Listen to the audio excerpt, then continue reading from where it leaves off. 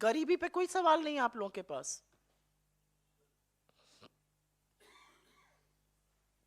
इतना बड़ा झूठ इस सरकार ने बोला, इतना बड़ा झूठ परोसा गया। आप लोग टीवी चैनलों से आते हैं, अखबारों से आते हैं, कितने लोगों ने उसको दिखाया? उसकी असलियत किसी ने बयां करी? किसी ने सवाल पूछा?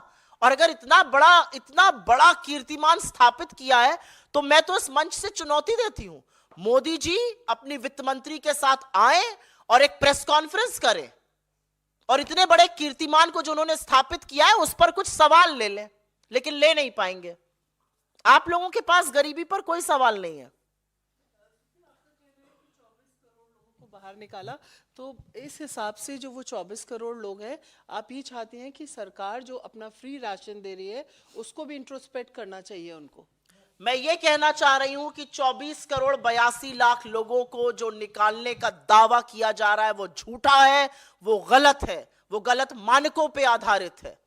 मेरा पहला दलील यह है। और मेरी दूसरी दलील यह है कि एक साजिश रची जा रही है देश के इन 25 करोड़ करीब लोगों के खिलाफ, 24 करोड़ 82 लाख लोगों के खिलाफ, क्योंकि इसी आंकड़े के आधार पर नीति निर्माण होगा, योजना बनेगी और इन लोगों को उनके हक से वंचित किया जाएगा। और इसीलिए मैं आगाह करना चाहती हूं किसी को भी कि इन आंकड़ों से भ्रमित ना होइए और सरकार के झूठ को पकड़िए। आज तक गरीबी नापने का एक मापदंड था, उस मापदंड को आपने बदल दिया। अगर आपके घर में टॉयलेट बना है और कोई फर्क नहीं पड़ता, अगर आपके 2 बच्चों को 2 जून की रोटी नहीं मिल रही है, अब आप गरीब नहीं है। आपके गांव में अगर 5 घरों में बिजली आ गई, आप गरीब नहीं है। ये कौन से मापदंड है? और ये दुनिया भर में कहीं नहीं होता है। अपने ही मुंह मियां मिट्ठू बन लो, अपनी ही पीठ थपथपा लो, अपना ही सीना ठोक लो, ये एक नया मानक है इस देश में।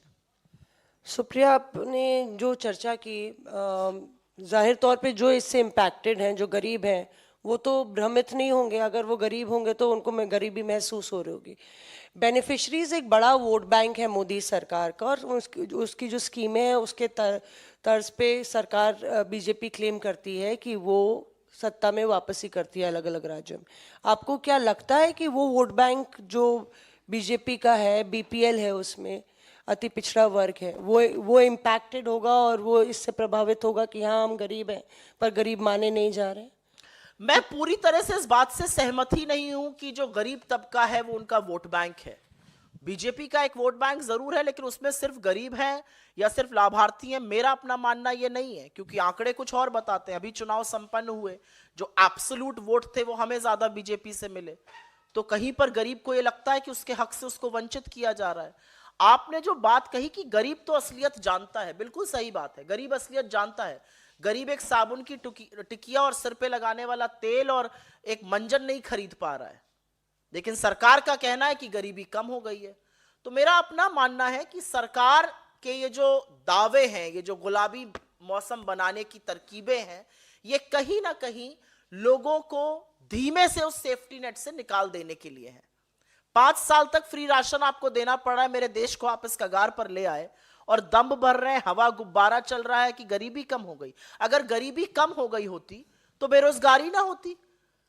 2 करोड़ का दावा था हर साल रोजगार देने का, अभी तक तो 20 करोड़ रोजगार दे देने चाहिए थे। 51,000 पर्चियां मोदी जी बांट रहे हैं, जो काम डाकिया करता था वो मोदी जी कर रहे हैं। 51,000 पर्चियां बांटते हैं। अगर गरीबी कम हो गई होती तो लोग ज्यादा खरीदते, खरीद ही नहीं रहे। अगर गरीबी कम हो गई होती तो बच्चे ज्यादा पढ़ते, एनरोलमेंट्स में डिप आया है। ऐसा क्यों है? जो साक्ष्य जमीनी हकीकत है वो इससे बिल्कुल विपरीत है।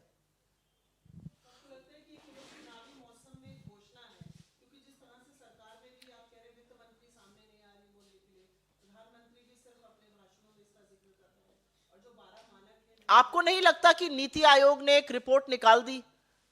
आपसे मैं एक रिपोर्ट प्रिपेयर करने को कहूं, आप थर्ड पार्टी को भी इन्वॉल्व मत करिए, आप एक रिपोर्ट निकाल दीजिए और रिपोर्ट निकालने के बाद आप खुद ही सर्वे कर लीजिए, खुद ही अनुमान लगा लीजिए, खुद ही रिपोर्ट रिलीज करा दीजिए और अपने प्रधानमंत्री से उसको, प्रधानमंत्री इसके बारे में बात कर रहे हैं।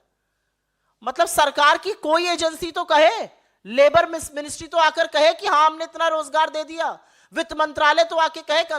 वित्त मंत्रालय, एनएसएसओ के आंकड़े बिल्कुल दूसरे डायरेक्शन में है, कंजम्पशन गिर रहा है, आधा हो गया पिछले साल से, और यहां कहा जा रहा है कि गरीबी बिल्कुल कम हो गई है। तो मेरा मानना यह है कि ये झूठ जो रचा जाता है वो बड़ा हानिकारक है, लेकिन वो झूठ चुनावी मौसम में और रचा जाएगा, ये भी आगाह करना जरूरी है। जी सुप्रिया जी, वो मणिपुर के मामले पे आपसे एक सवाल है जो आप कल एक मिनट, आपका सवाल इस पर है, एक मिनट इस पर लेके फिर मैं आती हूँ आपके पास।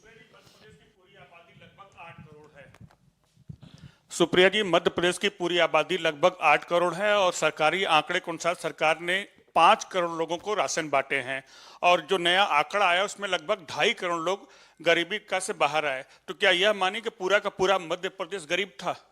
वही मैं पूछना चाह रही हूं, जो राज्यों के आंकड़े आए हैं उसमें से यूपी और मध्य प्रदेश प्रमुख तौर पे बड़ा अग्रसर होता दिख रहा है और वहां पर आपको ज्यादा फ्री का राशन बांटना पड़ रहा है, ऐसा क्यों है? हम इसका समर्थन करते हैं, राहत का काम होना चाहिए, सरकार वेलफेयर स्टेट में इसी काम करने के लिए इलेक्ट होती है, लेकिन इस तरह के झूठे दावे करके आप गरीबों का तो मजाक बना रहे हैं, आप पूरे देश को मूर्ख समझकर उनको और मूर्ख बनाने का काम बंद कर दीजिए और अपने आप को, एक हुडविंकिंग शब्द होता है अंग्रेजी में, अपने आप को भी मूर्ख बनाने का काम बंद कर दीजिए, क्योंकि इन्हीं आंकड़ों पर आप नीति निर्माण करिएगा। जी झूठा दावा कर रहा है, सामने ही इलेक्शन है, तो ये तो अल्टीमेटली आपको ही पॉजिटिव वाइब देगा और आप लोग इसको पॉलिटिकली कैसे, मतलब इसको चैलेंज, ये चैलेंज जो है पॉलिटिकली कैसे इसका आप मैं मुकाबला इस मंच करेंगे? से क्या कर रही हूं? मैं पॉलिटिकल चैलेंज ही तो कर रही हूं। राहुल गांधी जब भारत जोड़ो न्याय यात्रा लेके निकलते हैं और वो गरीबों से, वंचितों से, शोषितों से, स्टूडेंट से, महिलाओं से लगातार मिलते हैं, तो वो क्या कर रहे हैं? वो इन दावों का पर्दाफाशी तो कर रहे हैं, वो लोगों को न्याय दिलाने, किस चीज से न्याय की हम बात कर रहे हैं? हम सामाजिक न्याय की बात कर रहे हैं, हम आर्थिक न्याय की बात कर रहे हैं, हम राजनीतिक न्याय की बात कर रहे हैं। क्या है आर्थिक न्याय? आर्थिक न्याय यही तो है कि बेरोजगारी कम हो, आर्थिक असमानता की जो खाई हो वो पाटी जाए, महंगाई जो सिर चढ़कर लोगों की कमर तोड़ रही है उसको कम किया जाए, ये इसी सब का हिस्सा है। आज गरीब गरीब होता जा रहा है। इनकम टैक्स के आंकड़े देखिए, 5 लाख से कम कमाने वालों में ग्रोथ रेट मिनिस्क्यूल और 1 करोड़ से ज्यादा कमाने वाले में सबसे ज्यादा वृद्धि। ये तो आर्थिक असमानता का पैमाना है ना, इसी के खिलाफ तो हमें, इसी अन्याय के खिलाफ तो हम न्याय दिलाने की मुहिम लगा रहे हैं। जी आपका सवाल था इनसे। सवाल था कि 3 लोगों की जो मौत हुई उस पर आपका क्या कहना है? हमने जो भारत जोड़ो न्याय यात्रा थी वो जानबूझकर मणिपुर से शुरू करी। शुरू करने को हम कहीं और से भी कर सकते थे, क्योंकि हम मणिपुर से नागालैंड, फिर अरुणाचल, असम का काम कर रहे हैं। हमने क्यों शुरू की मणिपुर से? हमने इसलिए मणिपुर से वो यात्रा शुरू करी क्योंकि 8 महीने से इस देश का एक राज्य लगातार जल रहा है, हिंसा का अंश सह रहा है, महिलाएं असुरक्षित हैं, बच्चे राहत कैंप में हैं, लेकिन इस देश के चुने हुए प्रधानमंत्री जिनके पास 8,000 करोड़ के 2-2 विमान हैं, उनके पास 1 मिनट मणिपुर जाने के लिए नहीं है। 36 सेकेंड 78 दिन बाद बोलते हैं मणिपुर पर। जब मणिपुर में राहुल गांधी गए, वहां के लोगों से मिले, वहां की वेदना और पीड़ा को सुना, तो किसी के भी रोंगटे खड़े हो जाएंगे। लेकिन इस सरकार ने ऐसा एक माहौल रचा है कि मणिपुर में जैसे सब अच्छा है, सब ठीक है। अगर सब ठीक है तो आज भी कर्फ्यू क्यों है कई जगहों पर? अगर सब ठीक है तो सेना और पुलिस में लड़ाई क्यों है? अगर सब ठीक है तो एक कमांडर की हत्या कैसे हो जाती है? अगर सब ठीक है तो सुरक्षा बलों के ऊपर प्रहार क्यों होता है? आज यह पूछना जरूरी है मणिपुर में, क्यों हजारों लोग 8 महीने से राहत कैंप में रहने को मजबूर हैं? इन सब बातों का जवाब क्या है? मोदी जी आंध्र प्रदेश और केरल घूम रहे हैं, मणिपुर नहीं जा सकता आपका विमान? आपका विमान ग्रीस, अमेरिका, यूरोप हर जगह की यात्रा करेगा, मणिपुर नहीं जाएगा। मणिपुर जहां पर 48 घंटे पहले एक सिक्योरिटी पर्सनल की हत्या हुई, वो आज भी हिंसा से ग्रसित है, लेकिन प्रधानमंत्री को और मोदी सरकार को मणिपुर की कोई चिंता नहीं है।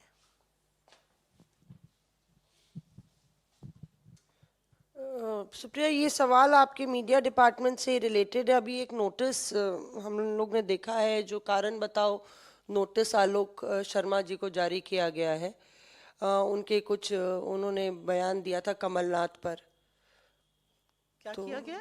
आलोक शर्मा जी को कारण बताओ नोटिस दिया गया है। उन्होंने कमलनाथ पर कुछ टिप्पणी की थी कि वो बीजेपी के साथ जो है उन्होंने कांग्रेस को हराने का काम किया है मध्य प्रदेश मुझे में। इसके बारे में कोई जानकारी नहीं है और मैं देखूंगी ये क्या बात है और उसके बाद इस पर बिल्कुल टिप्पणी दूंगी अपनी। और एक जो मामला आ रहा है अंकिता गुप्ता का, राहुल गांधी की यात्रा असम पहुंच रही है और वहां पे पोस्टर बैनर्स लगे हैं। अंकिता गुप्ता ने कहा कि वो प्रोटेस्ट करेंगी। उन्होंने आरोप लगाया था उत्पीड़न का। श्रीनिवास आपके IOC प्रेसिडेंट है उन पर। मेरे लिए ना ये थोड़ा सा व्यक्तिगत विषय है, क्योंकि कांग्रेस पार्टी से ज्यादा महिलाओं का सम्मान और महिला सुरक्षा का दावा अन्य कोई पार्टी कर नहीं सकती है। हमारे यहां जिस तरह से महिलाओं को सुरक्षित रखा जाता है, जिस तरह से उनको अभिव्यक्ति की आजादी है, वो किसी और पार्टी में नहीं है। जिस मामले का आप जिक्र कर रही हैं, क्योंकि वो कोर्ट में लंबित है, मैं उस पर बहुत कम टिप्पणी करना चाहती हूं। 10 महीने हो गए और जिस व्यक्ति के खिलाफ आरोप लगा वो तमाम बार जांच एजेंसियों के सामने उपस्थित हो गए, अपना पक्ष रख दिया।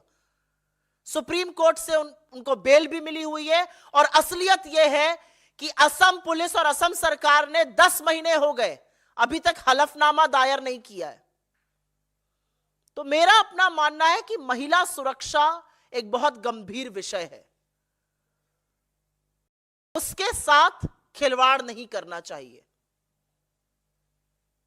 जो भी हेमंत बिस्व शर्मा या कोई राजनीति से प्रेरित करके करता है वो सर्वथा गलत है। कोई और सवाल? बहुत बहुत धन्यवाद आप सबका। इस देश के गरीबों की आवाज बनिए और इस बात को उन लोगों तक पहुंचाइए जिनको लगता है कि किताबी दावे कर कर, झूठे दावे कर कर वो इस देश को भ्रमित कर देंगे। बहुत धन्यवाद आप लोगों का।